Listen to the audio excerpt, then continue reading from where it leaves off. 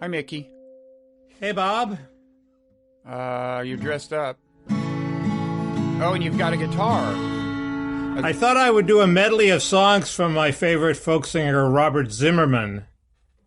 Because also known as Bob Dylan. Because that did us such good last week when I played a Bob Dylan song. And Mickey, I gotta say, you're feeling surprisingly festive today, you know? Not everyone in America is, but proceed. Well, I thought I had to have some sort of gimmick. Yeah. But anyway, okay. You don't want my big gimmick. No. We're all serious here, okay. No. I would never dissuade you from serenading us. No, I can tell you your mood is. Okay, don't worry about it. Well, never mind. No, it's been it's hard to believe that Tuesday was the most important election of my lifetime, and it seems like 2 years ago. Georgia, you mean? Georgia, yeah. Anyway, so go ahead. Well, how you feeling about our president? Well, he's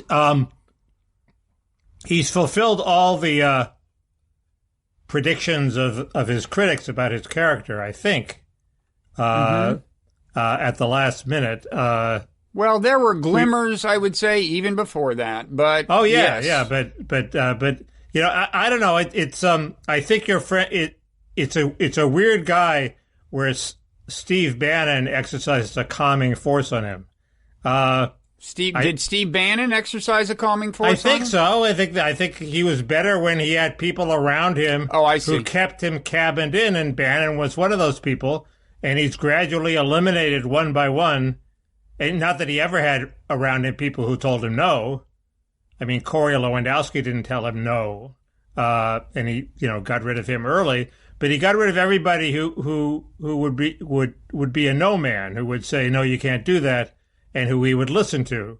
And he was left with Jared, his relative, who he didn't listen to and who gave him bad advice, and nobody else who stood up to him. So he surrounded himself by yes men and gradually veered into his own, what maybe you could say was his real personality, but previously it had been cabined up.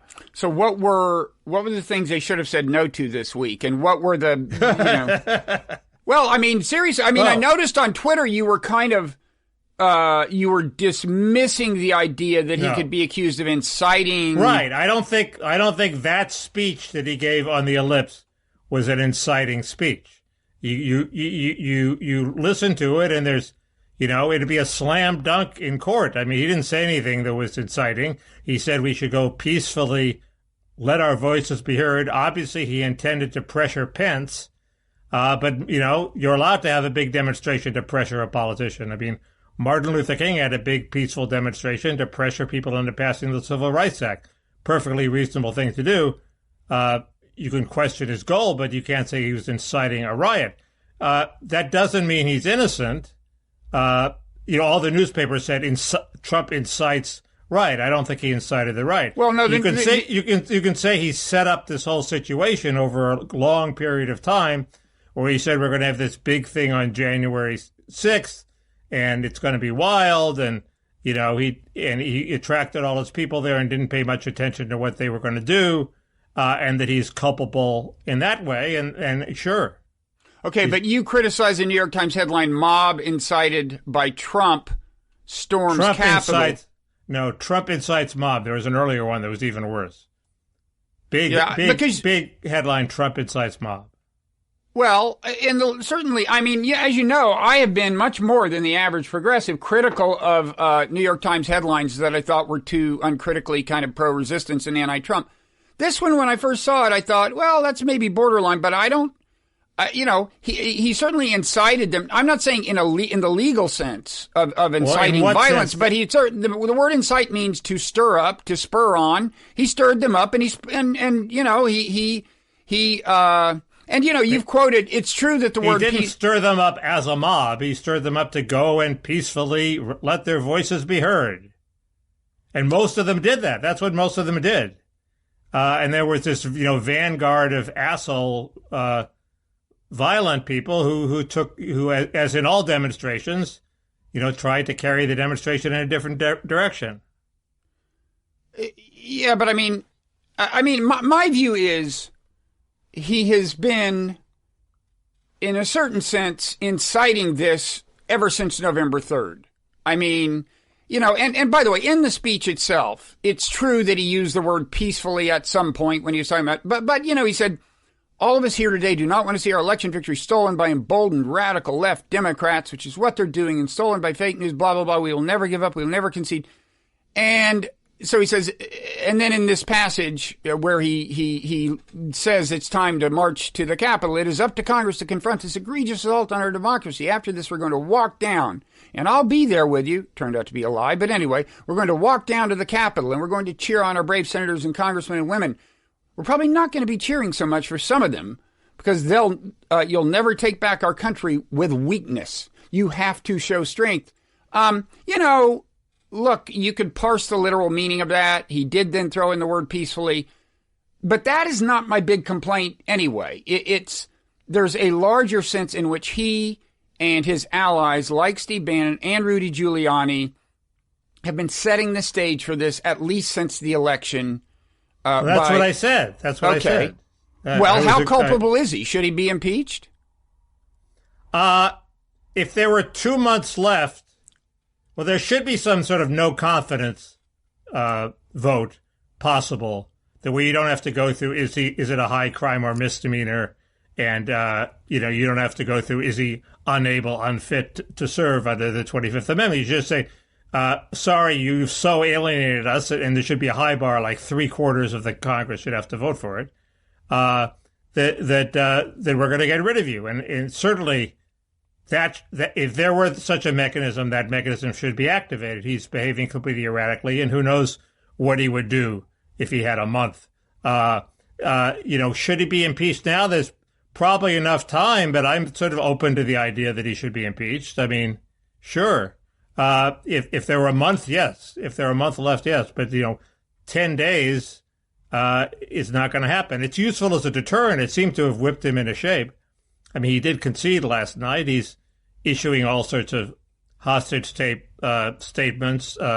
It's hard to believe it'll last for 10 days about how he's going to ensure a peaceful transition. So the threat had its effect. But sure, I mean, I don't have any truck for the guy anymore. I mean, in terms of his utility to the country, and he's a threat. So get rid of him. There is a more immediate. There is a sense in which he more immediately incited the mob, and I don't think this has gotten enough attention. I mean, first of all, he apparently knew something he wasn't telling that he didn't tell the crowd. According to the reporting, Pence had told him before his speech on the Mall, that Pence was not going to do what he wanted. The crowd was still in suspense about that. And so Trump knew, first of all... Not if they read Maggie Haberman's Twitter feed. Well, but Pence himself did not announce it until 1 p.m. Right. But these people don't trust Maggie Haberman. I mean, Trump knew that it would become evident. I mean, very soon, that as these people were marching over there, they were probably going to find out very soon that Pence had betrayed them. And like everyone else, he had set this up as an epic thing by saying, if Mike Pence comes through for us, but that's not the worst part. I mean, it's pretty bad that he was sending them over there knowing they were going to get into a very bad mood at some point over there. But here's the really egregious part, okay? Sometime after 2 p.m., and one reason I hate that Twitter and Facebook keeps playing, speech police so much is that it's hard to reconstruct the exact time of this tweet. But it was after the barriers had been breached, after there were people in the Capitol. It was after 2 p.m., I think well after 2 p.m. Trump tweets, and he's watching on TV. He knows there's people in the Capitol. And he tweets, Mike Pence didn't have the courage to do what should have been done to protect our country and our Constitution. So knowing these guys are in the Capitol and Mike Pence is in the Capitol, so far as he knows, he is inciting. Now that is true incitement, and I think I think that alone is grounds for impeachment. I really do. And by the way, there was a New York Times reporter. I didn't catch her name, but I was listening to a daily podcast this morning, and she had been following the far right for a while. You know, in the we can talk about security and later. They said they were going to hang him. Well, she was following this in real time, and she was monitoring the not Parler but Gab, another one of the right wing social media things. She was monitoring both a video live stream from within the Capitol and conversation involving some people in the Capitol. Right. And she says, like within a couple of minutes of Trump's tweet on Parler, she's seeing somebody tweeting Pence is a traitor, and then she hears the chant, and I heard they played this, of guys in the Capitol saying, "Where's Mike Pence? Find Mike Pence." Okay? Trump is directly responsible for that. You had a mob looking for the vice president in the Capitol, directly incited by the president. Now, I'm not sure impeachment is a good idea politically, but to my mind, there's no doubt that there are the grounds for impeachment. Trump knew exactly what he was doing. That's a very good point. But if the timeline checks out, and one possible reason people think that cop shot that woman, obviously he shot her because there were important people inside who he was supposed to protect.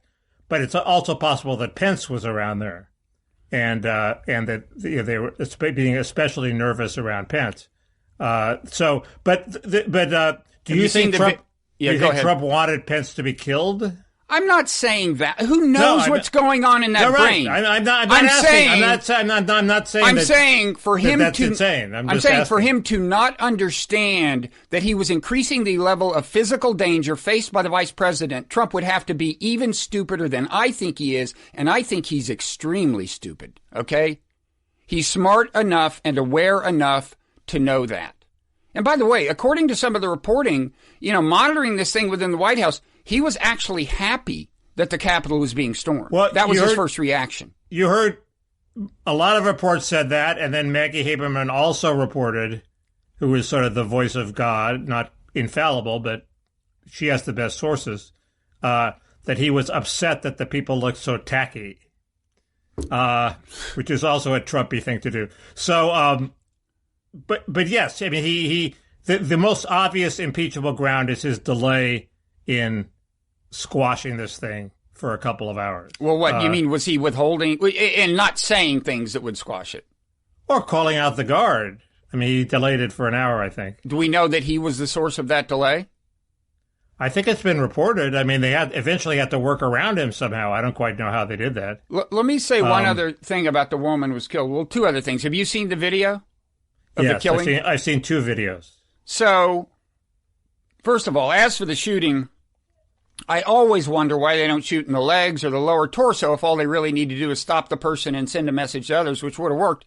But leaving that aside, I mean, he must have gone for apparently a headshot. I guess he hit her in the neck. Leaving aside where he shot her, I think the shooting was completely justified, don't you? I mean, they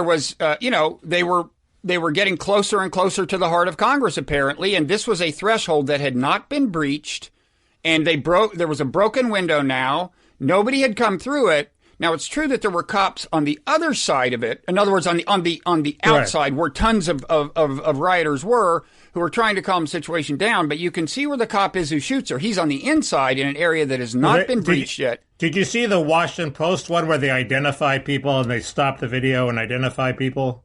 I saw a Bellingcat thing where they showed three videos from three different angles simultaneously. Okay. The one I saw, the cops had been cleared out by the time she was shot. They had chased the cops away. Well, there was one cop. Well, certainly from the point of view of the cop who had the gun, he could not necessarily see any cops at all. What he could see is just rider after rider. They were trying to get into the inner sanctum, and he had to shoot her. I'd rather he shot her in the leg. He had to shoot her. And I think it was justified. But my point is they chased away the cops on the outside and they were about to break in. There was one especially crazy guy who was the guy who should have been shot, who was breaking the glass and everything. And she just stuck her hand. She was going for it and stuck her hand through. I think she was the first person to stick her hand through. Well, and she started crawling. She started crawling through the window. She got up and started. Oh, yeah, that's when she was shot. She was entering. Oh, okay. She was becoming the first person to cross the threshold. So I agree with that. The interesting video, the interesting wrinkle. But go ahead, say what you're on a roll. I want to use her to make one more anti-Trump point. So I feel sorry for this woman. Okay, she was a long-standing military veteran. She came home, and by the way, one problem with all the wars we keep getting into is there is in some small but non-trivial number of returning veterans from these wars, and this goes back to Vietnam at least, a radicalizing kind of tendency. But she, as of I guess at some point, became a QAnoner. Okay. And Trump, has had, plenty of chances to say this QAnon thing is bullshit. The only thing I heard him, and he would know because the whole scenario is that he's involved in rooting out pedophiles, right? According to the QAnon theory. Right. So he would know it's bullshit. But the only time I've heard him say anything when they ask him he said, I don't know about QAnon. I do know they support me. That's it. And so this woman's descent into something approaching madness, I think he is complicit in. I mean, and in other ways as well. But he has just been in so many ways an indefensible president. Well, yeah, sorry. Go ahead. That was very, I don't know. You people draw chains of responsibility and, some of them are more tenuous than others. It was definitely irresponsible of him not to repudiate QAnon. I agree. Final thing is so that we can drag Steve Bannon into this. And again, I'm not suggesting a specific causal link here, but what this woman, Ashley Babbitt, who died, wrote the night before this was, nothing will stop us. They can try and try and try, but the storm is here and is descending on Washington in 24 hours, dark to light. And this kind of Manichaean thing is just 100% Bannon, to some extent Trump, and I just want to play you this, and it's not that dramatic, this audio, but it's just so typical of Bannon, and this is from the broadcast he was doing while people were waiting for Trump to come. So for all we know, she was listening to this. She probably wasn't, although I'll bet you anything she was a fan of his War Room podcast. And here's the... He's not particularly a QAnon person, though, is he? No. He's actually careful, and he's even been careful since this about not saying it was necessarily Antifa. He's actually careful on those fronts. He knows which boundaries he shouldn't cross. And this isn't even him talking. This is just kind of a typical guest. I mean, you hear him in the course of this saying amen or something, but this is just kind of typical scene-setting rhetoric. Again, this is not long before Trump starts talking. I've spoken to in a certain way, their hearts are kind of breaking right now. They're watching this honorable country based upon constitutional government and the rule of law, and they see it cratering before their eyes. And I think the thought on everybody's mind is, will Mike Pence do his duty? Will Mike Pence stand up for the right and justice? And when you look back to George Washington, what does he say? And this is all we want. Truth will ultimately prevail where pains is taken to bring it to light. The American people just want to see the receipts. Also, Steve, this is a big audience of people. This wouldn't be a bad time 2 hours before Vice President Pence gets there to humble themselves before God and pray for the Vice President. Amen. He has a lot of dark forces around him. Amen. And then this is a battle between light and darkness. The force of the children of light and the force of darkness. And also, this is the feast of the Epiphany. So I mean, the first guy talking is not Bannon. It's his co-host, Jack Maxey, who has come a little closer than Bannon. Bannon has not come close to explicitly welcoming violence, I would say. Maxey occasionally has seemed to border on that. But you know, I could go on. It's just disturbing. But what do you think Bannon's plan was if this hadn't happened and Pence had done what he did? And then is the idea to then vilify Pence and make Pence the devil incarnate and blame everything on Pence? Or was there some other? And the other people. I mean, you know, I don't know if he had serious hopes of Pence coming through for them. No. He may have been deluded. He may have been. It's hard to say. Bannon. Bannon couldn't have been deluded. But you don't think Bannon could have been? No. He's not an idiot. Well, then it's all the more indefensible because he led them to believe. I mean, that as of that morning, he was like, it's all on Pence. He can come through for us. But it's, you know, he's either in the forces of dark or the forces of light. We'll see. I don't think Bannon was in any real suspense as to what Pence would do. I mean, I'll save this for the Parrot Room, but I did learn in hearing him interview Trump's constitutional law guy, Eastman, that the argument the Trump side had for wanting Pence to do something for them was a little more subtle than just reject the electors. It's a long story, but in any event, you're probably right. No, and the constitutional idea that Pence had no authority is, I think, implausible. I mean, you can come up with situations where, and there have been situations in American history apparently, where there are disputed elections, states send weird bunches of electors, and you know we would defend the vice president or whoever was in charge rejecting some electors. One example: what if Gore had clearly won Florida by 100 votes, and the Republican legislator had sent Republican Bush electors in 2000? Is it the vice president's duty just to open and count, as Mike Lee said? The Constitution's very vague. I think we would defend him having some discretion there. I don't think the Constitution's vague. I mean, it's funny that, you know, a big line here is they're trying to convince Pence that, hey, the Electoral Count Act of 18 whatever is unconstitutional, so we need to go back to the Constitution. Well, read the damn Constitution. I don't see any kind of basis in that part of the Constitution that describes the counting of the electoral votes for the vice president doing anything other than counting them. I mean, remember, they say, you know, we leave it to the states to certify the votes they want to certify. They did that. They sent them to Congress. This was not a year in which any state sent more than one set of electors.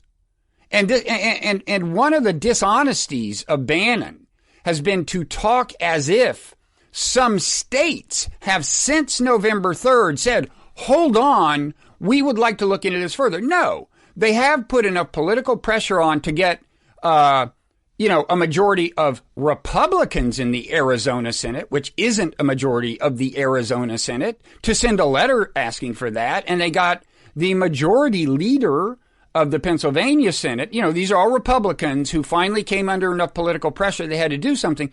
But there's no case in which the actual state, the legislature, or the governor, much less both, was asking Pence to hold up. So it's all bullshit.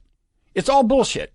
But I admit I have not read those constitutional provisions. I'm going off on an article by Jonathan Turley, which seemed to make sense, where he implied that Trump's argument was not completely insane, that there are circumstances, not this one, where you would want Pence to reject some electors. Oh, I can imagine circumstances. What is the mechanism under which the Florida scenario I outlined, where those delegates get rejected?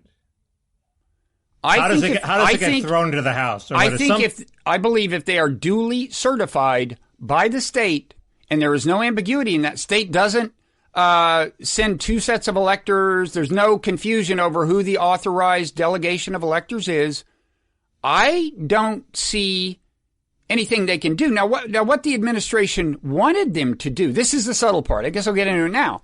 What they wanted Pence to do is don't reject the electors. Just stop everything and say, I'm not going to count anything until we get this 10 days of study that Ted Cruz is asking for. Well, the problem with that, among others apparently, is that the Electoral Count or Vote Act or whatever of 18 whatever is explicit that once this session of counting begins, it cannot end. You can't have a second session after a long period of study. It's explicit about that.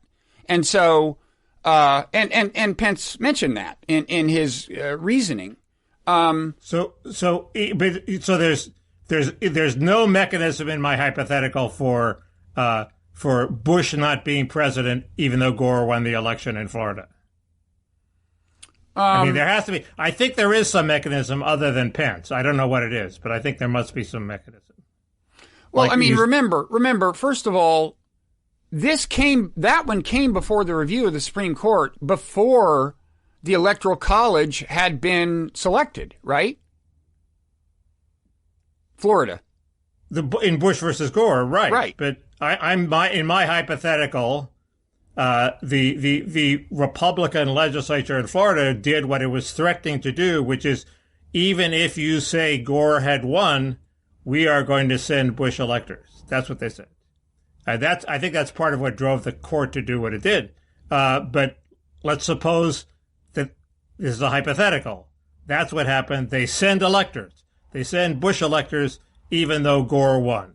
And there's no mechanism for correcting that? That's insane. I don't believe so, unless somebody wants to take it to the courts. I mean, that's where it would be adjudicated, I think. Yeah, well, that's your mechanism. I don't know. I'd have to reread this Turley thing. I thought he had some other mechanism, but well, in any event, this is not what we have. We don't have a single state, and Bannon talks as if he says the states are now asking for this. No, not a single state is asking for this. We don't have that. Pence did what he did, so and it was a reasonable thing to do. So, but I don't think Bannon really thought Pence was going to do anything else. No, I mean, Bannon's dishonesty is one of the reasons to consider him a very bad person. Trump seems to think he can strong-arm anybody into doing anything. And maybe his history in the hotel industry led him to think that was true. But he's learned that that's not true. He couldn't even strong-arm Mr. Raffensperger. So anyway, so yes, I if I could push a button and get rid of him, I would get rid of him. If I could, if there were an instant impeachment mechanism, why not? Although then Bannon wouldn't get his pardon. So if you knew what you know now, you wouldn't have voted for him? I didn't say that. The question for me is whether I can still hate all the people who are anti-Trump, even though their predictions about his character have been proven out at the end of his presidency. And I guess I can argue we got 3 good years out of him before he fucked up with the pandemic. It's so funny that you say that. I'm almost surprised you're surprised by the way he behaved, because to me, the only thing is that the occasion for him to behave like this had not arisen yet. This is exactly what you expect from. I mean, it's maybe a little worse, but it's like. I guess I wasn't sure that the occasion would arise, and I guess. I mean, it didn't arise for 3 years, really. I mean, we saw it simmering in the background. People said that's how he was, and I always assumed that I think there was some evidence that he wasn't quite as crazy as Maggie Haberman led us to believe. But now he is fulfilling all her predictions. So it's impossible for me to believe that he's going to last 10 days without kicking up some kind of fuss. It worries me. Unless they actively sedate him. You mean like on the international stage or what? I don't know what stunt he's going to pull. He's going to do something. Yeah, I think it was maybe he's going to visit the border, which is fairly harmless, I think. I say let him cross. I mean, he's more imaginative than we are, so he's going to come up with something. I think it was a mistake for Nancy Pelosi to announce that she talked to the chairman of the Joint Chiefs, because that's just like, waving a red flag before a bull. Yeah, I tweeted, some guy mentioned that if you want to encourage a coup, this is the way to do it. Well, there's not going to be a coup, but if you want to encourage him to launch some war on somebody. Well, if you want to encourage Trump to think they're conspiring against him, and he better conspire back. Yeah, but he couldn't muster a coup. I mean, especially after this. I mean, a full-fledged coup would. Well, the military wouldn't support it. True. Now, although I will say, what do you think of the mystery of the missing security? I mean, there was no plan. That's what I wanted to talk about. There are these two videos, both of which are very striking. In one video, I think the first video in time, there are three videos. One is on the outer perimeter of the Capitol. They set up these pathetic little fences, and there's 6 cops, and like 100 MAGA guys come, and they just gradually overwhelm the cops, and the fences go down, and the cops give up, okay? Then higher up in the Capitol on the stairs, there's a thicker line of cops, and they fight furiously. It's not like they're letting the guys in. They're slugging away with these guys. They're getting injured. They're beating the shit out of some of the demonstrators, but there are too many demonstrators, and eventually a couple of them sneak through, and then they overwhelm them. And then the third video, it's at the top of the stairs. The cops just stand by and let them in. They're just, hey, welcome, okay? And so what do you make of those three things? I think you make up that it was incredibly bad planning. They were overmanned, but it's not like they were... because these guys are white, we're not going to beat the shit out of them. They tried to beat the shit out of them. There just weren't enough of them. Well, some did, some didn't. Well, everybody in the line in the second video is there fighting. There's just no second line. They're just all there. I mean, in defense of the cops, I'll say, first of all, the kind of famous video where they seem to be opening the gates, opening the barrier for them, I think... I've been told that's misleading. It's from the back. I think it's more like the cops are surrendering and backing off, and the protesters are opening the barriers. It's not crazy. Once that's been breached, it's not crazy that they didn't want to have a pitched gun battle in the middle of the Capitol. I mean, the Capitol is a place where citizens. It's usually crowded with people, all day. The cops are used to people roaming around the halls there. It's not. It wasn't crazy. The least violent, least destructive thing to do was to let the guys in, hide the members of Congress, have a strategic retreat, and assume that eventually they'll go away. Well, and shoot them if they get really close to the officials. But there were two kinds of lapses. One is the one you mentioned, planning. There was no plan. And by the way, here's a headline that was in the Washington Post the day before. Headline: Pro-Trump forums erupt with violent threats ahead of Wednesday's rally against the 2020 election. Posters, online posters that is, respond to Trump's prediction of wild day with discussion of potential bloodshed and advice on sneaking guns into D.C. That's a little bit of a signal. For that matter, if you just listen to Bannon's podcast, even though there's no advocacy of violence, I remember listening to it the day before and thinking, man, they better have a battalion there. If they understand what's about to happen. Now, there were a couple of other advance reports too, I think. It's just just that one. So there's the lack of planning, and then there are the some individual mysterious lapses. Apparently, there was a cop inside the Capitol who was doing a selfie with one of the rioters, and when I first heard, I think they were trying. They switched strategies from a confrontation strategy to a kill them with kindness strategy. They were sort of treating them like, some people want. I mean, it's another strategy, which is we'll mollify them. Okay, that strategy was foolish too. I think the key thing is, first there were those warnings, and second, the Defense Department offered to send troops. And guard troops and McCarthy and other people, this may be backfilling now, but they said they pressured the Capitol Police into accepting this, and the guy said he had it under control. So that's the huge mistake. Is it's not like the Pentagon wasn't aware of the threat. It's not like they weren't aware of those articles. They thought maybe they wanted troops, and the Capitol Police turned them down. And why did they do that? I don't know.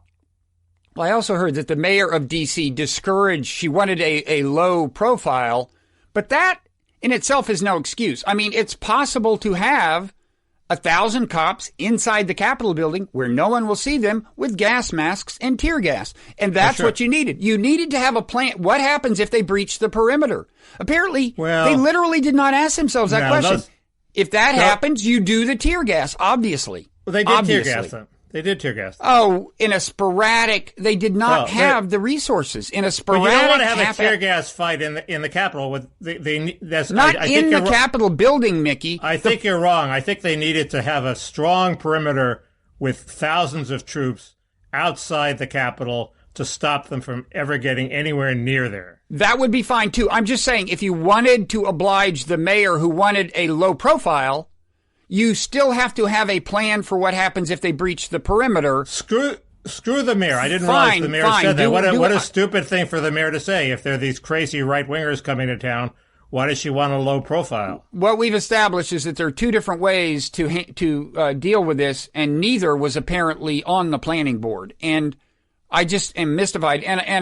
But I'm saying the Defense Department offered this. It's not right. But why didn't the Capitol Police? Right, and here, when I first heard the thing about race, I thought, people saying if they had been black, I thought, oh, do we have to play the race card all the time? But then I started thinking, and I certainly don't think police, they said, well, it's just white guys. They won't cause any trouble.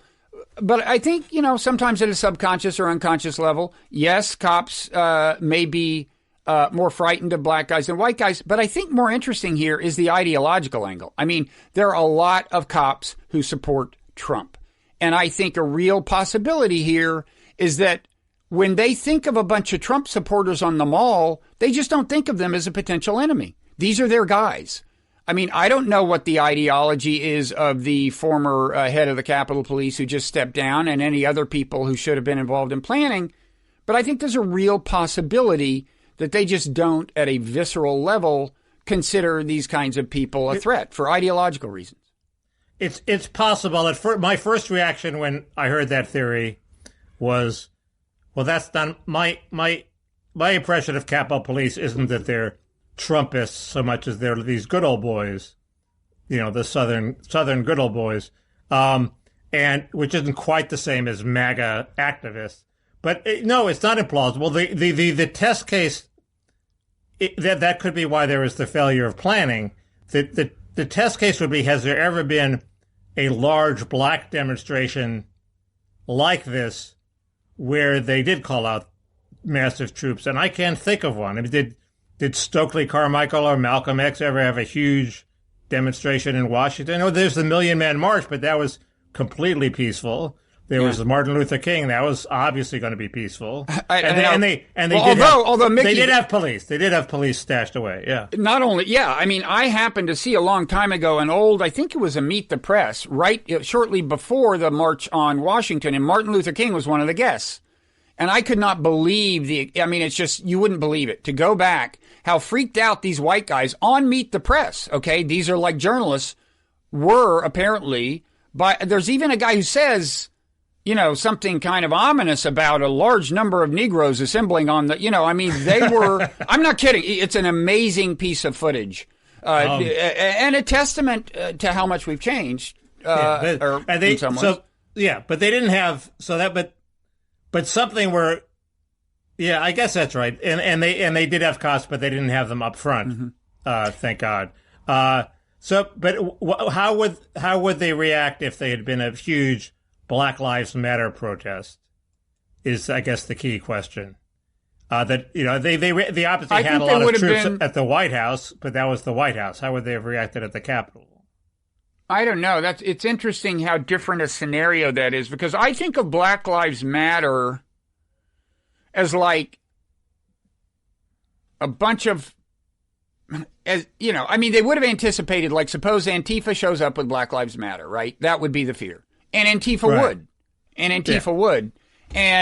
But I almost think of those as more discrete things than I think of as, I don't mean that most Trump supporters or even most people who came to this rally, which is, of course, a small subset of, a highly motivated subset of Trump supporters, are up for the kind of thing we saw in the Capitol. It was a subset of a subset that did this. At the same time, I do think there's a little more, I think of it as more a continuum between the hardest right, the Boogaloo Boys and the Proud Boys, and, The Proud Boys are nowhere near the hardest right. Yeah, well, that's the alarming thing. I mean, one thing to say is, look, let's face it, thousands of people breached the perimeter. Thousands didn't make it inside the building, but thousands of people went beyond where they knew they were supposed to go. Well, my view of the demo is, and I've been in demos that turned violent, and the vast majority of people don't. And I think the vast majority of people here, and I've seen videos, they were not there for violence. They were there to make a statement, and and share their with the people they agreed with to share a day. And then there were a few hundred people who are really like bring knives and have plans to breach the wall and how to get inside, and they bring pickaxes, and they're the sort of vanguard. Mm-hmm. And then in between, like right after them, and you can see them in the video, they're the people who are sort of curious and say, "Oh, so we're going in the Capitol? Okay. Well, I'll go along. Why not?" And I was once one of those people on the left. I wasn't for violence, but hey, if we're going down the street, we're going down the street. So I don't necessarily think there were thousands of really violent people. I think I didn't say that. I said thousands of people. Or so. Thousands of people, went on to forbidden territory. I don't know how many made it into the Capitol, but everyone, I'm sure, was aware that the Capitol had been breached quite illegally. Nobody could have not seen, people trying to smash windows and all that stuff. Well, what are they supposed to do? Go in and pull their guys back out? I mean, they were sitting there. I'm just saying everyone who entered the Capitol, they didn't think the Capitol's open for business as usual. Yeah, no, they didn't think that. And there were hundreds, maybe as many as 1,000 in the Capitol. But so I don't know where we go for here. I mean, I will say, I do have, notwithstanding everything I've said, I think, a number of Democrats are being careless in the way they're characterizing Trump's contribution to this. The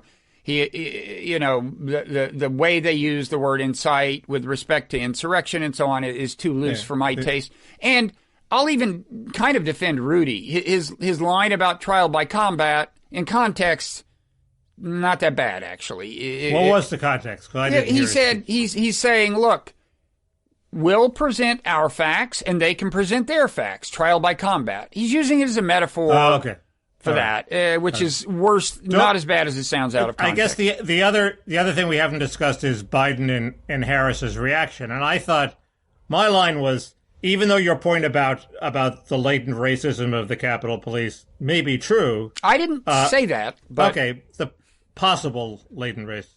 Again, I think the ideological thing is more interesting. Okay.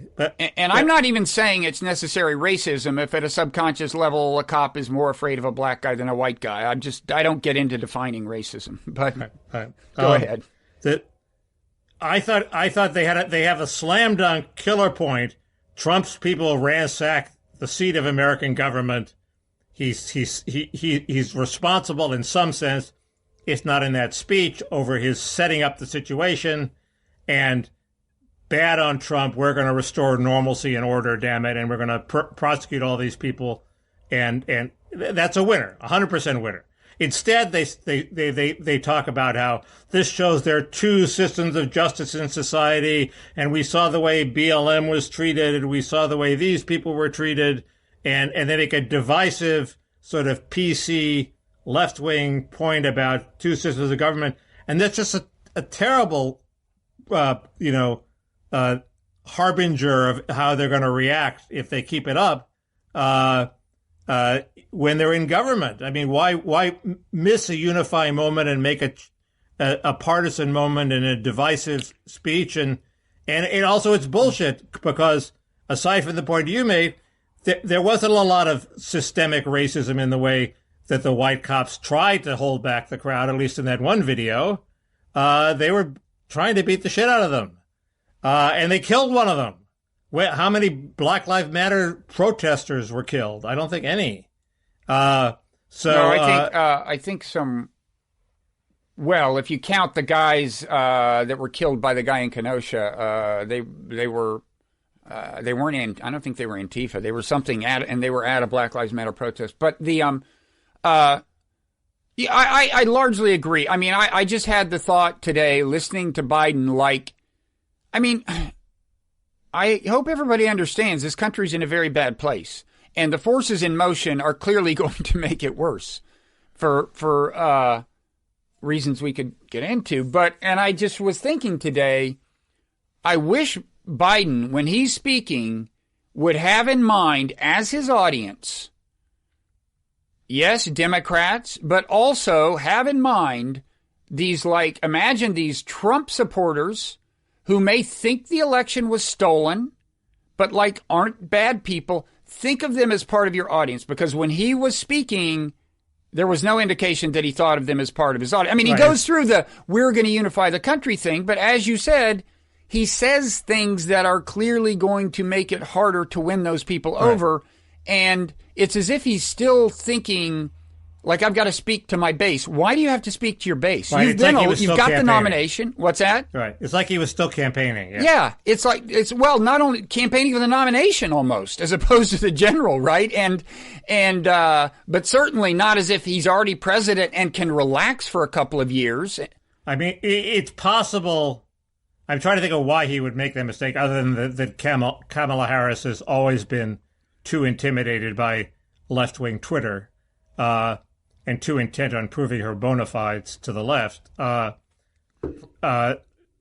one thing might be that they were introducing some Justice Department officials, and maybe they thought Merrick Garland was too centrist somehow, and they were worried that the left would oppose some of their cabinet nominees, so they were throwing a rhetorical bone to the left,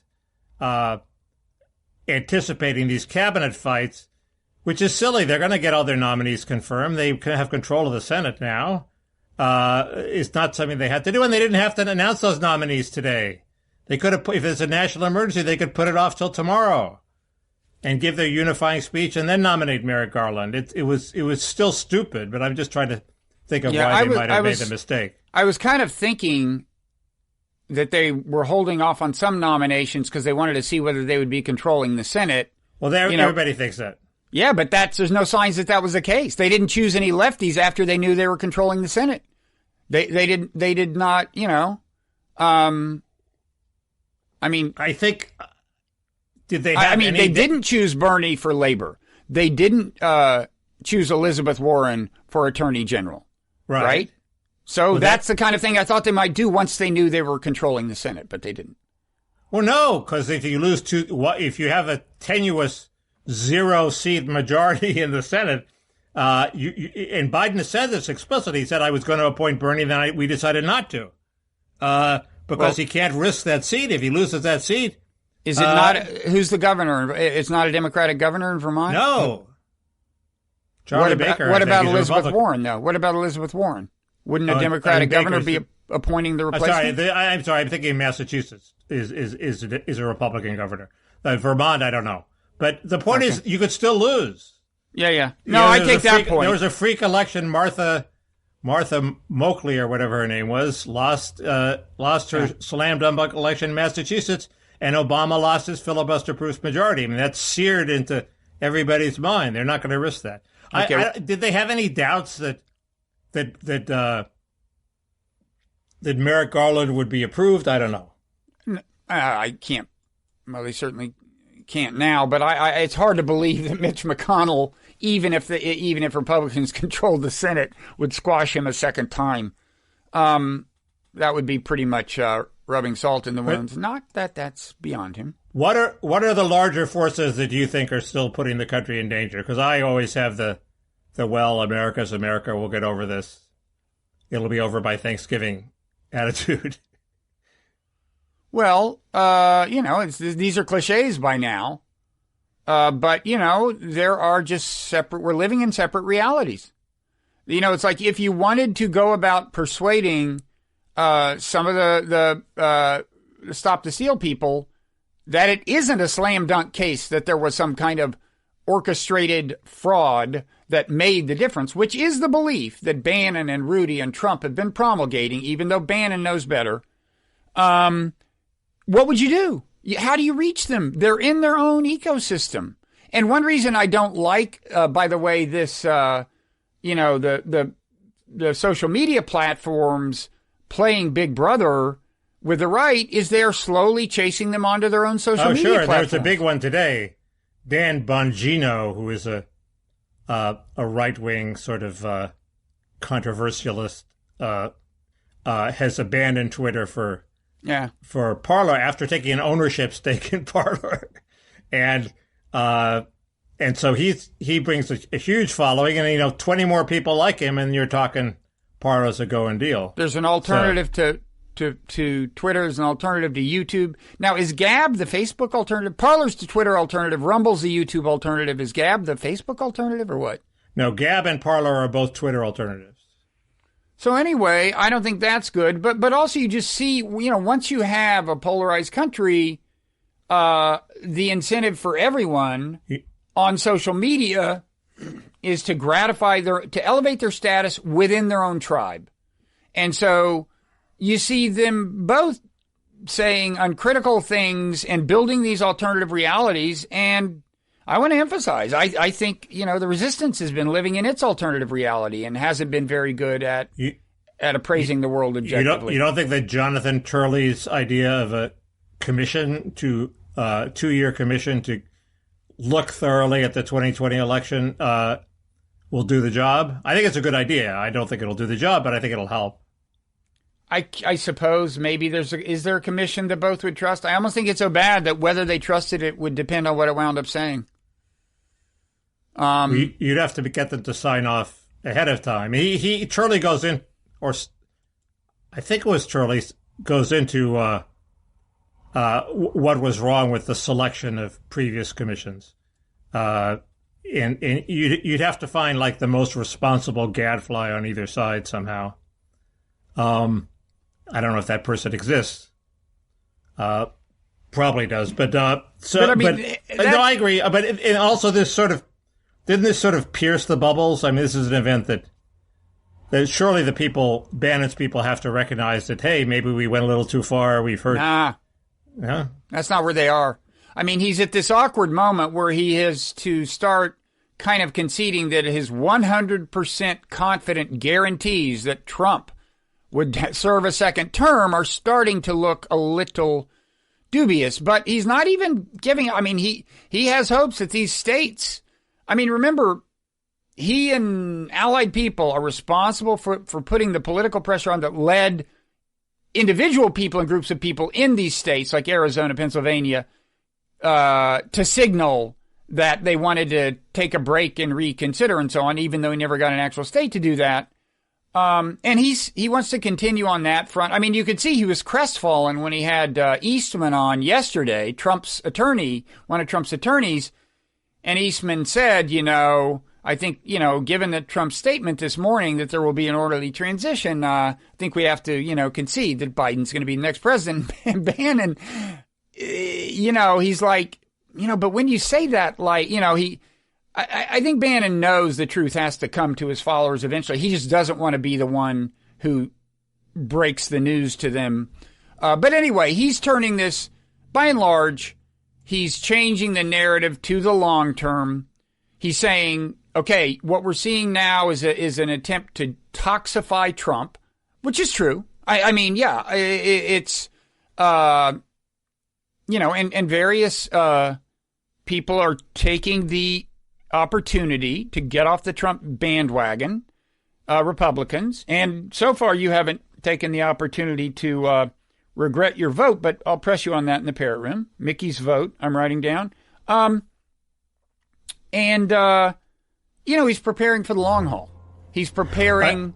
I should say I don't regret my first vote. My second vote is in play.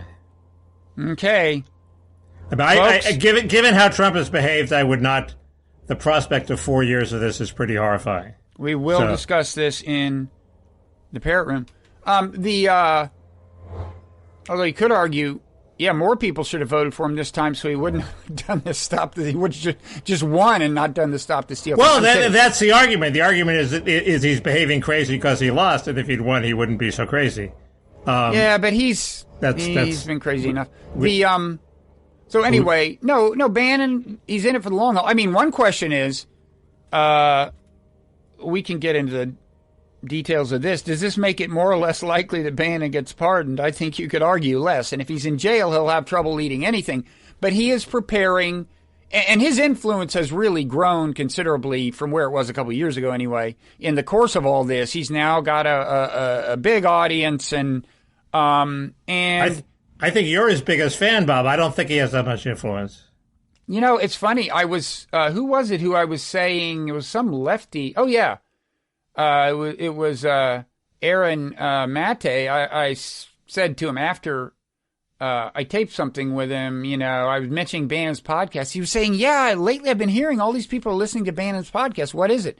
And he's not talking about Trumpists, I don't think.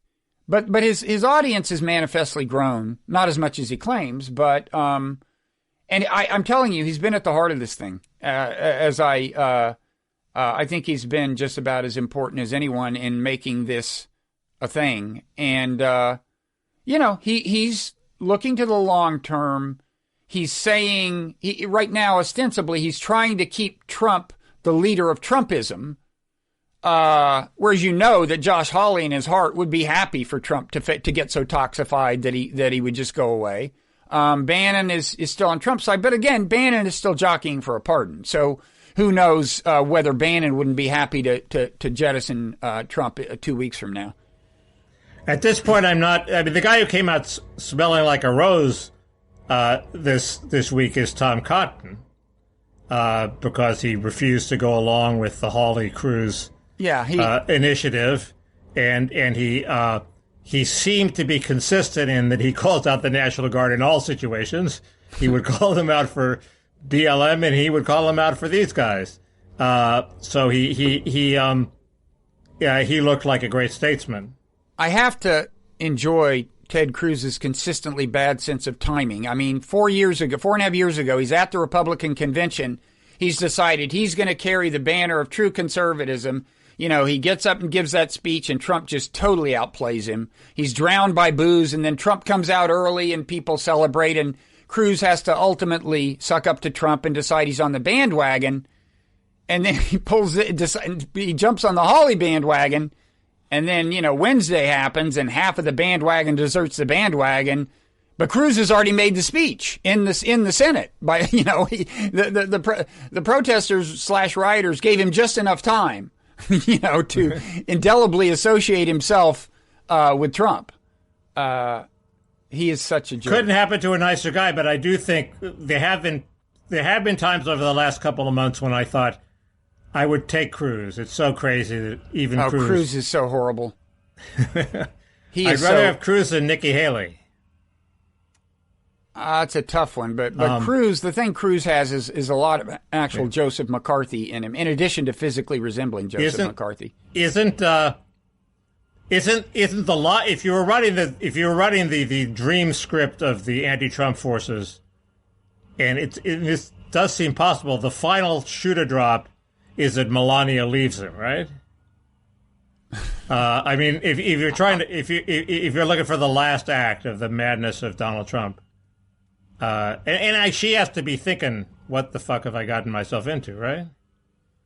I assume there's a pretty good chance she'll leave him shortly anyway, after he leaves the White House. But who knows what their relationship is like? You know, there are women who wouldn't have married that guy in the first place. Let me just put it that way. And I have no insight into the mind of a woman who wanted to marry him. I can imagine Trump's webpage on Match.com when he's single again and, you know, looking for a mate. That would be a good parody.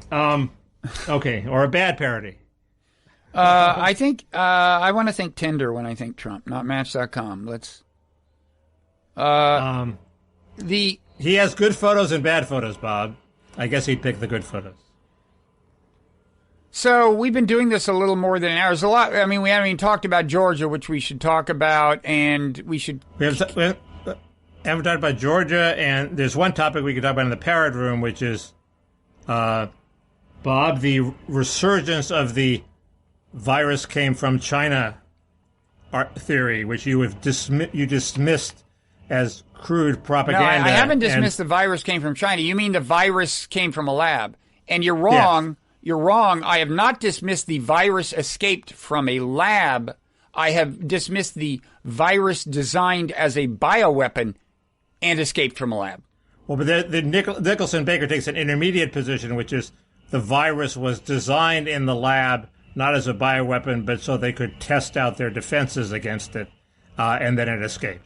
But that it was humanly modified to make it more lethal. That theory I haven't dismissed, but you're right. I'm writing down virus. Oh, we haven't talked about COVID generally in vaccines. And there's a COVID vaccine thing. Do we want to give the vaccine just to everybody? We've given up. Last week we were debating.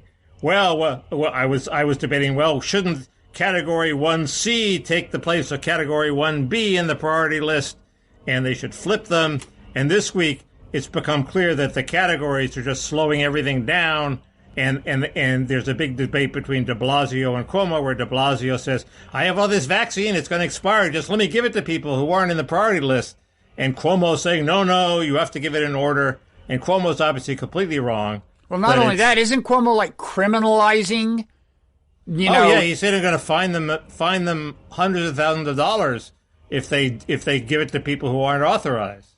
It's insane. Cuomo's gone insane. I'm not a fan of either Cuomo, brother. But but on the other hand, California, which supposedly doesn't have this dispute, is doing even worse than New York. And so there's that dispute, and then there's the dispute of should we give everybody the first dose of the virus and not worry so much about the second dose, which, as Derek Lowe, a blogger who everybody follows, points out, it's not just that it creates the risk that the immunity will be lower because the first dose gives you some immunity, but it doesn't give you the 95% immunity. But also, apparently, if you give one dose, it increases the possibility of a mutant that's resistant to all the vaccines. If you give one and only one dose. So it could. I've never understood the math of that, but I assume they've gone through it, and that would be a disaster for humanity if a lethal resistant dose got around. So yeah, it's a tough call because I think the reason Britain is going with one dose only for some people is they want to get this more transmittable variant under control, and there is a case for that, and arguing that now is the time to act and get as many people inoculated as possible. But I don't know. But on the first issue, should we have these categories or should we just give it to people? It was a very I'm always alert for instances where left and right agree, and there was a total left-right agreement. We had Michelle Goldberg and people on the right saying, fuck with these categories. Let's just give the vaccine to people, and Peg O'Brien's the guy on the right, and not let's have a big mass vaccination sites. Everybody shows up. Yes, we try to give it to the frontline workers first, but basically we just want to vaccinate as many people as possible, and that's basically everybody is for that now. And the argument is that Cuomo was in the thrall of the public employee unions who were insisting that their members get it first. But he's completely on the, he's at the losing end of the horse show. He has 85% of the public against him, 90%. I still say Biden, and this, of course, would be a Biden who is paying more attention to actually healing the country than he seems to be. But as I said previously, I think Biden long ago should have said, police officers should be in phase one. And they should be. I mean, they more than anyone are encounter people on a totally unpredictable basis that they may have to handle physically and are probably not, wearing masks and observing social distancing, He did announce today that he's going to do the first dose thing. He's not going to worry that much about the second dose. He's going to distribute did he all. Really? Yeah. The thing that somebody is saying could lead to a super virus? He said, I'm not completely sure. He said, we're not going to hold any vaccine in reserve. We're going to give out all the vaccine as first doses. Now, is that adopting the British strategy? It seems like it to me, doesn't it? On the other hand, maybe he thinks, well, we're just confident there's going to be enough vaccine made that we're going to have it around for the second dose. But, Britain, they're giving you the second dose of a different vaccine. You take the first dose of one vaccine, and that seems completely crazy. I admire their adventurousness. I can't believe Biden is committing America to that. No. On the other hand, the official protocols for these things err so far on the side of safety. And partly that's something you have to do to not stir up the anti-vaxxers any more than is necessary and to reassure people.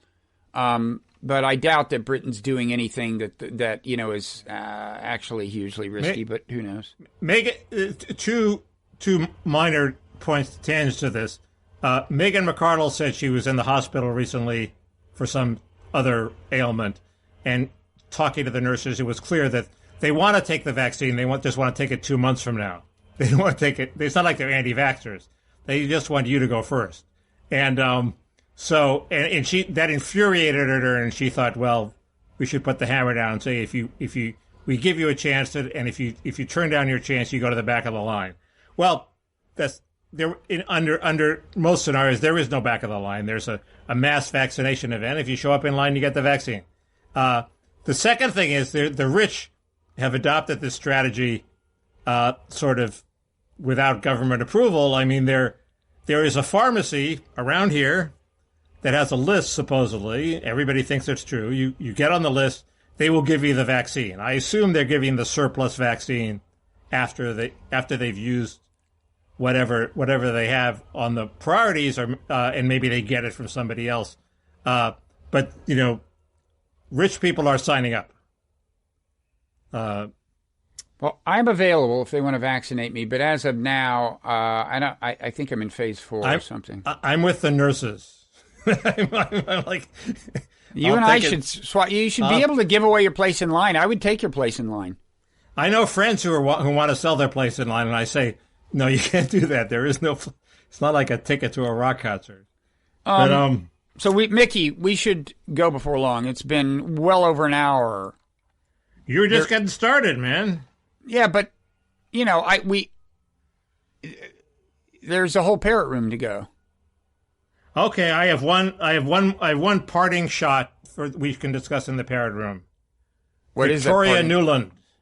Oh, I was going to say she was just appointed to an important job in the State Department. And that's Bob bait. Yeah. Yeah, it's Bob bait. And also, why did Tony Blinken go along with that unless he is more blobby than I thought he was? If you think he's not that blobby, you haven't been reading the Nonzero newsletter. I read the Nonzero newsletter. It didn't paint him as that blobby. He was like a We gave him a C- on the Progressive Realism report card. I didn't realize it was that low, but yes, could have been worse. And we were grading on a curve. Could have been worse. I've gotten worse grades than that, Bob. It could have been worse. I think we gave Michelle Flournoy a D+, but anyway, she didn't pan out. But no, Blinken. I will talk about that in the Parrot Room. Okay. It doesn't surprise me, but yes, it's one of a number of bad signs. Okay. That there is some neocon in him. We could talk about that in the Parrot. And also that it's not the only sign that he has a kind of contempt for non-blob foreign policy types who are Democrats. He just views them with complete disregard. Now the good news is that maybe he's returning the favor of how they regard him. I mean, it could have been. Oh, he hasn't gotten that much blowback from anybody but me. It could have been worse. She's not Deputy Secretary of State. That went to Wendy Sherman, and she's good. So I shouldn't get too upset. Is there anything quickly we want to say about Georgia? We can say more about that in the Parrot Room, but is there any top line thing you want to say? I'll say more about the foreign policy stuff. No, it's just, Trump, McConnell is to blame. I don't know how he miscalculated. Karl Rove, I hope, is unmasked as a complete fool, because he got like a huge sum of money from Wall Street to beat back the Democrats, and he spent it on apparently really stupid ads about how Raphael Warnock was a socialist and a friend of Castro, and voters are more sophisticated than Karl Rove gives them credit, and it was a total loser campaign. And then the question I raised is, did Karl Rove really want to win? I mean, You know, he's a longtime proponent of immigration amnesty, and by losing, he made immigration amnesty a lot more possible. We can talk about that in the That's you know. Anyway. Right up there with did the Capitol Police intentionally let the protesters... Of course, there's two variants of that. There's did the deep state want to let the protesters in to tarnish Trump? Right. Or, you know, are the Capitol Police pro-Trump? There's two variants. Or were they just led astray by their mistaken stereotype of what the anti-Trumpers were like? And most of them fit their bill, but there was this vanguard of a few really violent ones, and that's the ones the police are supposed to be worried about. So. Which was 100% predictable. Look, it could have been a lot worse given the lack of planning. You could have had a bunch of people actually killed by several crazy guys who managed to get like assault weapons in there or something. I mean, they were so lax that any number of things could have happened. That has happened before, you know. What, in the Capitol? You mean the Puerto Rican? There was a big shootout in '75 with the Puerto Ricans, yeah. That was in the 50s, wasn't it? Was it in the 50s? I guess it was 50s. Yeah, I think it was Eisenhower. I know, you know, to you it's all, you know. The general point is all these institutions are completely inadequately defended. I mean, it's sort of charming, and it's nice that people can go to the Capitol and just walk up to the Capitol building and go in and walk right up to the White House fence within a baseball's throw of the Oval Office and look at the White House. But the White House especially is totally indefensible. I mean, there's no fucking way. Well, since Oklahoma, they have a barrier that keeps vehicles at a certain different distance. Since the Oklahoma bombing. Bazookas, mortars, I mean, it's a sitting duck. Total sitting duck. This is a true story. This is a true story. In 1992, not long after Clinton was elected, I'm walking by the White House with my wife. There's Bill Clinton on the lawn. She puts her hands through it, and she shakes his hand. I swear. I've made your point, but this is, of course, a different question. This was a special, you know, there should have been special temporary defenses. Right. No, I agree. But my point is that they're thinking sort of low grade in a way that they should be. They got to up their thinking about what the threat is. The proof was, you know, they had this crazy guy who jumped the fence with a knife and ran into the White House and actually got into the White House with a knife. Okay, he got in the front door, and then they apprehended him. But and their defenses, you know, everybody said, well, they have missiles, they have robot-controlled guns. No, they had a guy with a dog. Okay, was this like late 80s? Was a guy with a dog. That was a few years ago. Oh, well, there was one in the late 80s. And this is recent, after all the upgrades. And they had a guy with a dog, and he didn't release the dog because he wasn't sure the dog would attack the right person. So it was just totally inadequate. There's a Leon Wieseltier joke about this, but I'll save that for the Parrot Room because we really have to. Let me tell you all the things that are going to happen in the Parrot Room. First of all, Mickey's going to get his guitar out, and he's going to play a Bob Dylan song. And by the way, I'm not. Okay, well, whether you do or not, I have more to say about Bob Dylan and Linda Ronstadt. A little compare and contrast, and Bob Dylan is not going to fare well. I was just going to try to fool the YouTube algorithm into seeing if it suppressed us for playing a Bob Dylan song. No, I can tell you it wouldn't. It suppressed a Parrot Room video because we played. What did we play? Anyway, it was an actual Bob song. Dylan. We played an outtake from Bob Dylan, which has nevertheless been released and is copyrighted. Yeah, and but it was fair use, but you have no appeal once the YouTube takes it down. Yeah, but if it's not an officially recorded copyrighted version, I don't think you have trouble. So you can play your guitar. But it is a copyright violation because both the song. Yeah, but I'm saying YouTube's algorithm won't pick it up if it's you playing the guitar. Well, we don't know. That's what I was going to test. Well, then we'll find that out in the Parrot Room. How sophisticated is the YouTube algorithm? If you're willing to risk the podcast. And by the way, if you're not already a Parrot Room Patreon, you should go to patreon.com/Parrot Room. And after that, you can either watch the video or get it in your podcast app or whatever. So we're going to talk about in the Parrot Room. I'm going to play another clip from the Bannon show. I